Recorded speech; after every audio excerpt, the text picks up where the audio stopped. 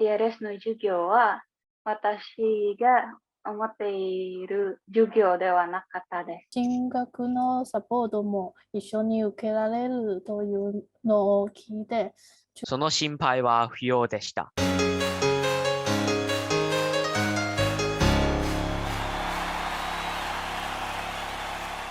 4月から日本に来て勉強をする予定でした。日本に行けないのは悲しいです。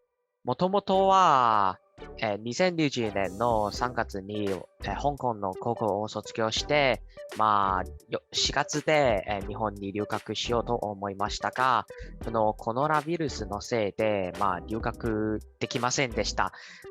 最初は4月に日本に行く予定でしたが、今は日本に行くことはできません。とても残念です。この時は私は日本に行くことは諦めようと思いました。留学エージェントさんから、TLS のオンライン授業を、聞きました。留学しようと思っていた学校がオンライン授業を知っていると聞いて、私はインドネシアから参加しようと思いました。香港でも何もできないし、オンライン授業としようと思います。日本に行けるかとはまだわからないので、少しでも日本語のレベルを上げておきたいと思いました。TLS のオンライン授業は日本語だけではなく、進学のサポートも一緒に受けられるというのを聞いて、中国から参加することを決めました。日本語が上手になってから日本に行けば、もっと早く大学に入学できると思います。TLS のオンライン授業は楽しい。オンライン授業を聞いて動画を見るだけの授業だと思いました。私が思っている授業ではなかったです。先生は、とってもオンラインの、授業の学生がとても大事にしています。中国にいてもたくさん日本語を話すチャンスがあっても嬉しいですし楽しいです。そして先生は、たくさん私たちと話しますけど、元よりはコミュニケーションができないで心配しましたけど、その心配は不要でした。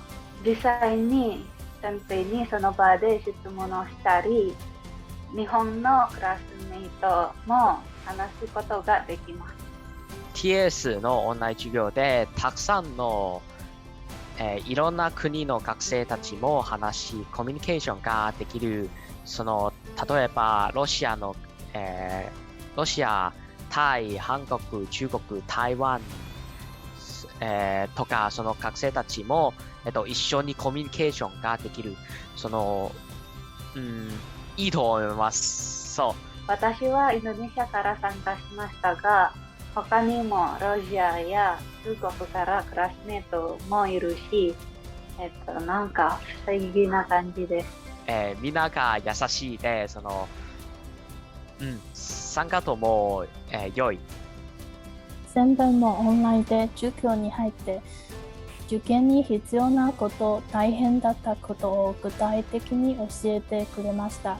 質問もできたので、私が不安に思っていたことが少しなくなりました。安心しました。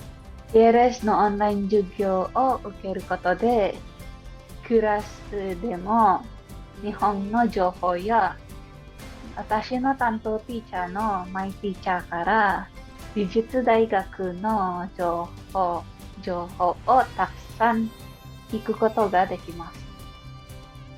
もし質問があったら、その先生たちにすぐにマイクをオンして聞く。その後、先生たちはすぐに、疑問が解決するができる。